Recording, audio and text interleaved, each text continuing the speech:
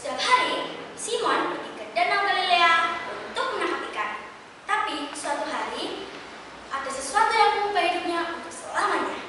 Waktu itu, Yesus sedang mengajar di tepi danau. Karena terlalu banyak sekali orang, Yesus pun kesulitan mengajar. Yesus pun meminjam kapal milik Simon agar bisa mengajar di tengah danau.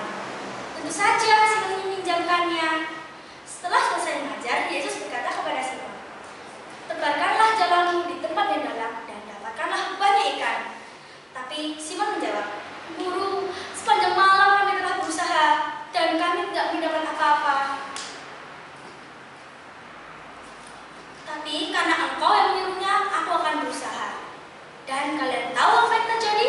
Simon membarkan jalannya dan tiba-tiba ada banyak sekali ikan di jalannya.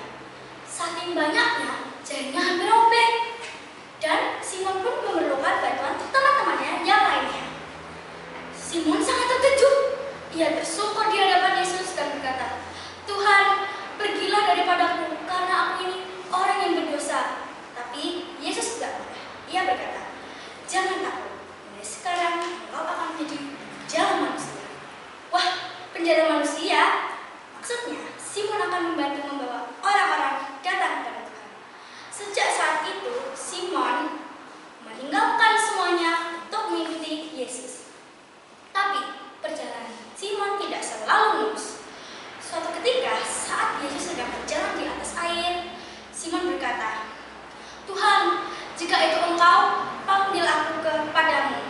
Lalu Yesus pun berkata, "Datanglah." Dengan ajaibnya, Simon bisa berjalan di atas air. Tapi sayang, ketika dia mulai takut dan ragu, dia pun mulai tenggelam. Tapi untungnya, Yesus segera menolongnya sambil berkata, "Hai orang yang kurang percaya, mengapa engkau ragu?" Kejadian yang paling menyedihkan adalah saat Yesus ditangkap. Pada waktu itu, di halaman istana imam besar, Simon sedang duduk di dekat api unggun dan menghangatkan diri. Tiba-tiba ada seorang perempuan berkata, "Hei, bukankah kamu salah satu murid Yesus?" Simon cepat-cepat menjawab, "Bukan, aku tidak mengenal dia." Tak lama kemudian, orang lain juga berkata, "Kamu pasti salah satu orang dari Yesus, kan?" Tapi Simon lagi berkata, "Tidak, aku tidak tahu apa yang kamu maksud."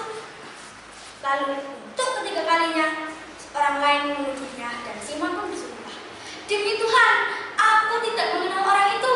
Lalu tiba-tiba ayam berkokok, "Kukuruyu!" Saat itu juga Simon teringat apa yang pernah dikatakan Yesus kepadanya, "Sebelum ayam berkokok, kau akan menyangkalku 3 kali." Simon sangat sedih dan menyesal. Ia tahu kalau ia telah mengecewakan Yesus. Tapi yang luar biasa adalah Yesus tidak membuang Simon. Setelah kebangkitannya, Yesus menemuinya, mengampuninya, dan mempercayainya kembali. Yesus menemuinya dan bertanya 3 kali, "Apakah engkau mengasihi aku?"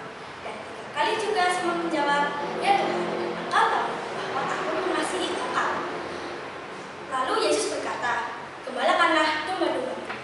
Artinya, Yesus memberi Simon tugas untuk menjaga, memimpin umatnya. Dan sejak saat itu, Simon yang dikenal sebagai Petrus menjadi salah satu pemimpin penting gereja yang memberitakan Injil kemana-mana dengan berani dan setia. Nah, teman-teman, dari kisah ini kita belajar bahwa Tuhan bisa memakai siapa saja, bahkan orang biasa seperti Petrus.